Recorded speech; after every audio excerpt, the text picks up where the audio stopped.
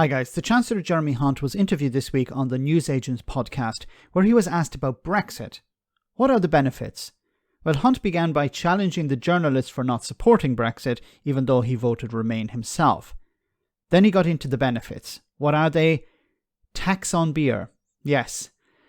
When that fell apart, he moved on to sovereignty. And when that fell apart, he moved on to xenophobia because, frankly, that's all the Tories have left. Have a listen to this. It's nearly 7 years now, and I want to change subjects, since we voted for Brexit. And people have argued about what the benefits are.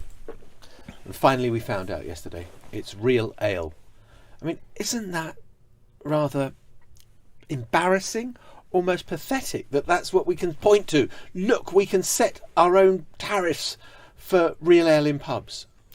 Well, John, look, I know you've never been a supporter of Brexit. I've never made any comment one way or other. I can see it from your tweets and the tone of your comments. And by the way, that is fine. Oh, by the way, you agree? No, I think we can make a great success of it. I did vote Remain, but I do believe we can make a great success of Brexit. And as you've asked the question, I have never doubted that we can be successful as an independent country in the way that Canada or Australia can be. But Wait a minute.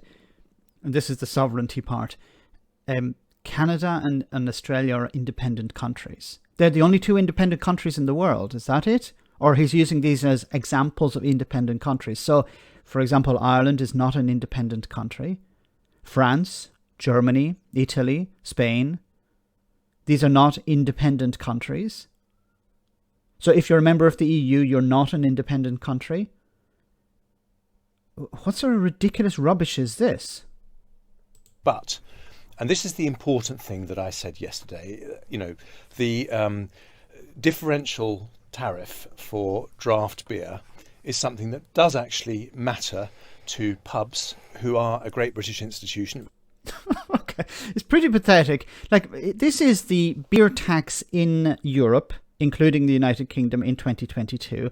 And you can see here, in Great Britain it's 37 cents. This is valued in euros, while in France it's 13 cents, in Italy 12, in Poland 8, in Germany 3, in Ireland 37, in Finland 61. Now, how is it possible that all of these countries, if they're not independent, have different rates of tax on beer? Was it necessary for the UK to leave the EU in order to have a different rate of tax on beer? Now, I don't know the details of this real ale issue. Maybe this is something, maybe I'm missing the point here. But when it comes to tax on beer, the UK has a different rate. The UK had a different rate before. It had a different rate when it was a member of the European Union, because all of the countries in the EU have different rates of tax on beer. Anyway, let's continue. Very important for our communities. But that's not the big thing. The big thing is that what people voted for in 2016, what many people voted for, they voted for a variety of different reasons, is they wanted an economic model that is not dependent on unlimited low-skilled migration. Unlimited low-skilled migration. Just let that marinate in your mind for a moment. Unlimited low-skilled migration. There's no such thing as unlimited low-skilled migration. Because if there are businesses operating, we need to knock this one on the head here, guys, because when the UK was a member of the European Union, when a business set up, they needed staff. If they couldn't find staff in the local area, they would reach out further afield and bring in staff from other parts of Europe. It was very easy for businesses to do that. They didn't need to go through all the paperwork that they do now, with visas and all of this rubbish. But people migrated where there were jobs, where there were vacancies. If there were no vacancies, then people didn't migrate there. Now, the problem today is that there are lots of vacancies and businesses can't get the staff they need because there's a new barrier now. They need visas and they need to spend huge amounts of money in order to move to the United Kingdom to work, if you're a member of if you're in the European Union. He doesn't seem to understand economics. Which was possible when we were in the single market. And what I was doing yesterday was saying, how do we change that model? We've got 1 million vacancies in businesses up and down the country. And if we, for example, had the same employment levels as Holland, a country that's in the EU, not... Why did you choose the Netherlands here? You could have chosen any example, but he went with the Netherlands. The Netherlands is benefiting from Brexit at the moment. There are businesses, UK businesses, moving to the Netherlands to set up because it's, there's a benefit being in the single market. Is he really that stupid? Thinking just the Netherlands, the worst possible example, maybe apart from Ireland, the worst possible example he came up with. There are companies in the Netherlands expanding because of Brexit. The Netherlands is a massive hub when it comes to trade. And British businesses, which were told by the Department of International Trade, move to the Netherlands if you want to continue to operate, because, your Brexit has really frigged you altogether. The Netherlands, Holland, my God, is he really that stupid? Yeah, move to the Netherlands if you want to continue operating. And what are you doing when you move to the Netherlands? Well, you're paying tax there. You're creating employment there. You're helping the local economy. And the Netherlands, I don't know if it's the best example, but it's certainly one of the best examples of countries benefiting from Brexit. Dissimilar to us culturally, we would have more than 2.7 million people in work. So we would fill those vacancies nearly 3 times over. But look at that economic model, right? Because the OBR is still saying that in trade terms, productivity is 4% lower than if the UK had remained in the EU. Trade intensity reduced by 15% over a 10-year period.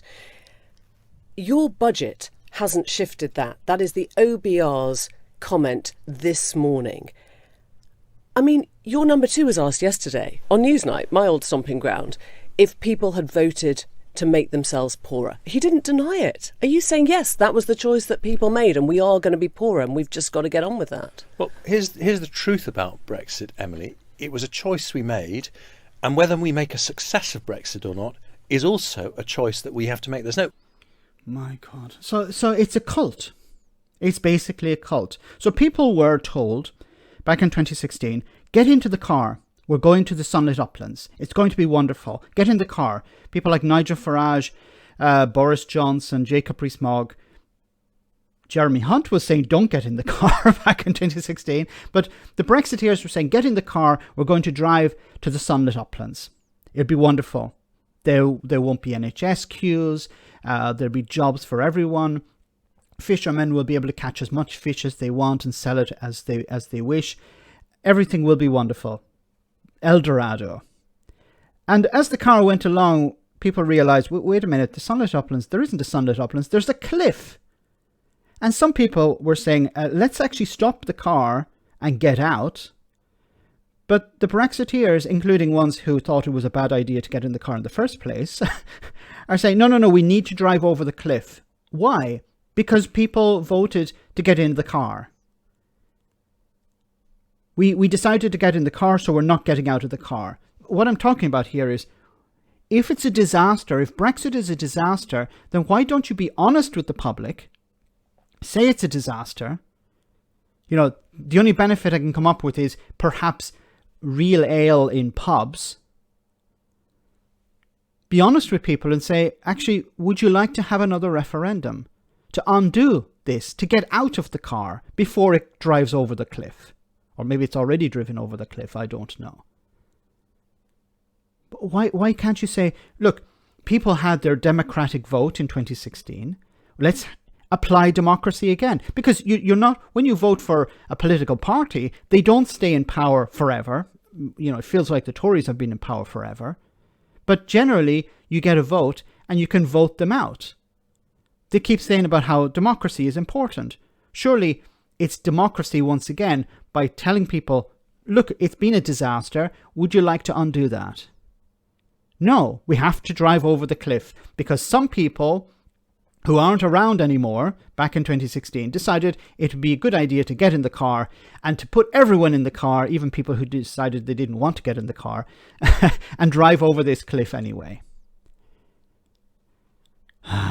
Let me know in the comment section, guys, what you think about all of this. As always, your comments are greatly appreciated. Thanks a lot.